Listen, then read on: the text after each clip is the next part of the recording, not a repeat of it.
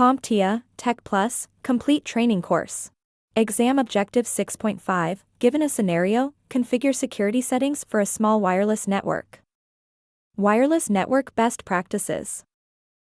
Whether you're setting up an access point, a wireless router, or a SOHO router, there are several essential tasks to help keep your wireless network secure. The full list can be extensive, but CompTIA narrows our focus to two critical configurations.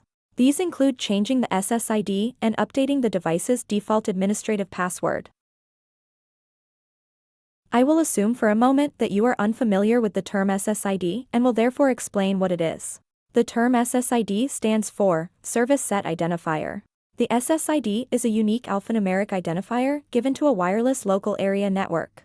The SSID serves as the name or label for the network, allowing devices like computers, smartphones, and other Wi-Fi-enabled devices to recognize and connect to it. The SSID is essential because it helps devices identify and connect to the correct wireless network.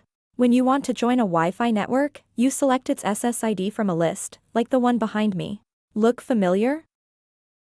Now that you know what an SSID is, why should you change it when setting up and configuring a new wireless network device? Changing the SSID when first configuring a wireless device is a security best practice that is designed to enhance the overall security of your network.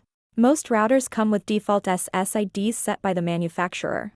These default names are often well known and can be easily identified. Malicious actors or the bad guys might use this information to specifically target networks with default settings for potential attacks. In addition to changing the default SSID, you should also change the default administrative password on the wireless network device. This password serves as the device's login credentials and is used to access and configure the device's settings and features.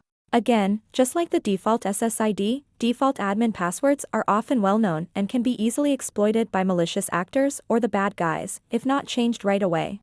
So to recap, when configuring a new wireless network device, it is best practice to change the default SSID and the default admin password as soon as possible.